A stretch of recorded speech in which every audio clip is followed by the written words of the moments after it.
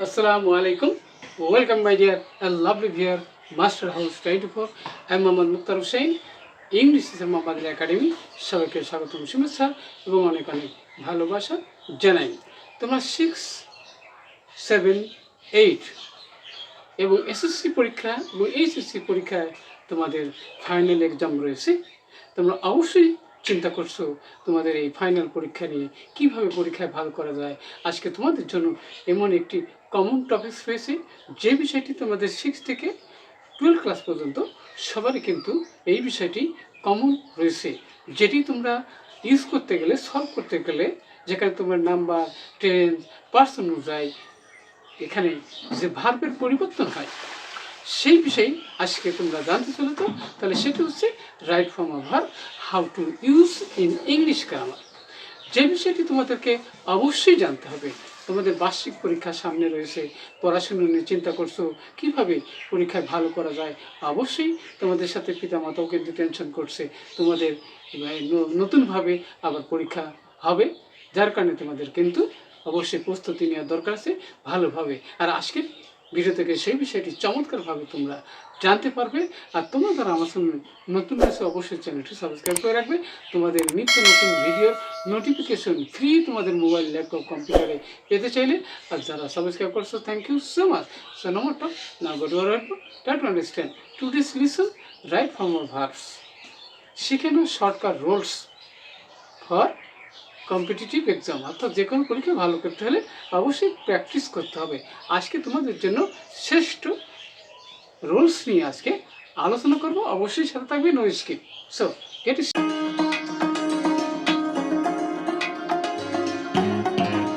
Hello my dear lovely viewers, আলোচনা right form of verbs, how to use in English grammar. তোমরা যারা 6 থেকে 12 ক্লাসে রয়েছো, যে বিষয়টি তোমাদের প্রত্যেকেরই জানতে হবে। অর্থাৎ আজকে তোমাদের শ্রেষ্ঠ নিয়ম সম্পর্কে একটু আলোচনা করা হবে। সেই বিষয়টি হচ্ছে কি, শিখো শর্টকাট রুলস। সংক্ষিপ্ত নিয়ম তো জানতে পারবে। আমাদের এপিসোড হলো 37তম ভিডিও। তাহলে আমাদের আজকের এই ভিডিও থেকে তোমাদের যে বিষয়টি জানতে হবে, অর্থাৎ রাইট ফর্ম অফ ভার্ব সম্পর্কে ভালো করতে হলে অবশ্যই কিছু টিপস রয়েছে, রুলস রয়েছে, সেগুলো অবশ্যই ফলো করতে হবে। ইন দিস ভিডিওতে ইউ উইল লার্ন, আজকের ভিডিও থেকে তোমরা জানতে পারবে how to use be verb. ইংরেজি ভাষার গুরুত্বপূর্ণ বিভাগ রয়েছে, যার মধ্যে কি কি থাকে, am, is, are, was, were, কীভাবে কোথায় নাম্বার, 10 পার্সন ব্যবহার করতে হয় সে বিষয়টি আজকে জানতে চলছে। নেক্সট হচ্ছে বন্ধুরা, how to use negative sentence. অর্থাৎ নেগেটিভ অর্থ যদি বোঝায় তাহলে নেগেটিভ সেন্টেন্স তৈরি করতে গেলে সেখানে আমাদের মূল ভার্ব এবং অক্সিলারি ভার্ব কীভাবে সেটি চেঞ্জ করতে হয়, ইউজ করতে হয় জানতে পারবে। হাউ টু ইউজ কি পজিটিভ ভার্ব, আর পজিটিভ ভার্ব থাকলে সেই পজিটিভ ভার্বের পরে আরও যদি অন্যান্য ভার্ব থাকে তাহলে সে ভার্বের কী পরিবর্তন করতে হয় কীভাবে সেটা জানতে পারবে। আচ্ছা, which parts of speech is used after the বা দি, আমরা যেটাই বলে থাকি, এটার মানে এ অ্যান্ড দি পরে কোন পার্টস অফ স্পিচ আছে সেটা আজকের ভিডিও থেকে তোমরা জানতে পারবে। সো এখানে দেখো বন্ধুরা, most of the students of our country, আমাদের দেশের অধিকাংশ ছাত্ররাই আছে। এখানে আছে বির মধ্যে আমরা জানি বলছিলাম 5টা শব্দ রয়েছে, am, is, are, was, were, কখন ব্যবহার করতে হবে। তাহলে আমাদের অধিকাংশ ছাত্ররাই কি হলো, এক্সপার্ট মানে দক্ষ, মেমোরাইজিং দেয়ার অ্যান্সার, তাদের উত্তর মুখস্থ করতে। তাহলে এখানে আমরা লিখতে পারবো কি, এখানে আমরা লিখতে পারবো আর। তার মানে কি, এম, ইজ, আর, বহুবচন হলে প্রেজেন্ট টেন্সে কি হয়, আর হয়। তার মানে অধিকাংশ ছাত্ররা যখন বলছে তাহলে এখানে নাম্বার, পার্সন অবশ্যই মনে রাখতে হবে। নেক্সট বন্ধুরা আমরা যাবো কি, এখানে দে পেপার নোটস বাই দেমসেলফ, তারা তাদের নোটগুলো নিজেরা তৈরি করে নাকি অন্যের মাধ্যমে তারা কি সেটা নোট তৈরি করে নেয়। তাহলে দে ডু নট, তাহলে আমরা লিখবো কি, they do not prepare notes by themself, তারা তাদের কি নোটগুলো নিজেরা তৈরি করে না। ওকে, তাহলে কি হলো, দে গেট দেম, তারা সেগুলো পায়। কীভাবে পায়, এখানে প্রিপেয়ার্ড, এখানে প্রিপেয়ার্ড বাই দেয়ার টিউটর্স, তাদের গৃহ শিক্ষক কর্তৃক তারা প্রস্তুত করে নেয়। অর্থাৎ আমরা বুঝুন যে পজিটিভ ভার্বের পরে এবার মূল ভার্বে কিন্তু পাস্ট পার্টিসিপল হয়, যেটা অ্যাডজেক্টিভের কাজ করে। তাহলে অবশ্যই বুঝতে পারছো যে গেট এটা কিন্তু পজিটিভ ভার্ব, পাওয়া। তাহলে নোটগুলো তারা পেয়ে থাকে তাদের গৃহ শিক্ষক দ্বারা তৈরিকৃত। নেক্সট হচ্ছে যে বন্ধুরা দেয়ার টিউটর, তাদের গৃহ শিক্ষক যারা রয়েছে তারা কি করে, তাহলে এখানে সাবজেক্ট বহুবচনে প্রেজেন্ট টেন্সে বা মূল ভাবে পরিবর্তন হবে না, অর্থাৎ এখানে এক্সারসাইজই হবে।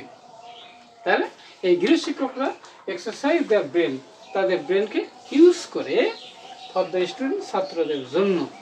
নেক্সট হচ্ছে অ্যাজ এ রেজাল্ট, এখানে আমরা বলছিলাম কিন্তু বলছিলাম যে দির পরে কি ভার থাকলে ভারটা কি হয়, তাহলে তাদের চিন্তা শক্তি, তাহলে থিঙ্কিং, তাদের থিঙ্কিং পাওয়ার, তাদের চিন্তা শক্তি কি আছে, এখানে উন্নতি হয় না উন্নতি হয় না। তাহলে উন্নতি যদি না হয় তাহলে সেখানে নেগেটিভের কথা বলছে, তাহলে আমরা সেখানে লিখবো কি যে ডাজ নট ডেভেলপ, উন্নতি হয় না। ওকে, এবার সে দে হ্যাভ এনি কমান্ড, তাদের ভাষার উপর কোনো দখল থাকে কি থাকে না, তাহলে তাদের ভাষা থাকে না। তাহলে থাকে না তাহলে কি আমরা লিখবো যে দে ডু নট হ্যাভ, তাহলে তাদের থাকে না কি এনি কমান্ড, মানে কোনো দখল থাকে না অফ দ্য ল্যাঙ্গুয়েজ, ভাষার উপরে। ওকে, দে সামটাইমস, তারা কি করে মাঝে মাঝে তারা কি করে পরীক্ষায় ভালো করে, তাহলে ভালো করে, তাহলে আমরা জানি বন্ধুরা do well in the examination, পরীক্ষায় তারা ভালো করে। বাট ফর দিস, কিন্তু এইটার জন্য দে ক্লেম, তারা দাবি করতে পারে না পারে না, তাহলে তারা দাবি করতে পারে না। দে ক্যান নট কি ক্লেম, তারা দাবি করতে পারে না কি এনি, মানে কোনো ক্রেডিট অফ দেয়ার ওন, তাদের নিজেদের কোনো ক্রেডিট তারা কি করতে পারে না, দাবি করতে পারে না। ওকে, দিস রেজাল্ট, মানে এই ফলাফলটি কেউ পরবর্তী জীবনে তাদেরকে উন্নতি করে, সাহায্য করে, নো করে না, তাহলে কি করে না, তাহলে আমরা লিখবো কি যে ডাজ নট হেল্প, তাদের পরবর্তী জীবনে এটা সাহায্য করে না। অর্থাৎ ছাত্রদের উচিত তাদের নিজেদের ব্রেন ইউজ করা এবং সেগুলো মাধ্যমে কিন্তু তাদের মেধা শক্তির উন্মেষ করতে পারে, উন্নতি হতে পারে, ডেভেলপ হতে পারে। তাহলে অবশ্যই আজকের ভিডিও থেকে তোমরা জানতে পারলে কীভাবে right form of verb use করার মাধ্যমে তোমাদের বার্ষিক পরীক্ষা ভালো ফলাফল করো এবং জীবনে সাইন করো, সেই আশা এবং দোয়া রেখে এখানে শেষ করছি। পরবর্তীতে নতুন বিষয় নিয়ে হাজির হব। আর কি বিষয়ে ভিডিও দেখতে চাও দ্রুত কমেন্ট করে জানিয়ে দেবা। সবাই সুন্দর এবং সাকসেসফুল জীবন কামনা করে এখানে শেষ করছি। আল্লাহ হাফেজ।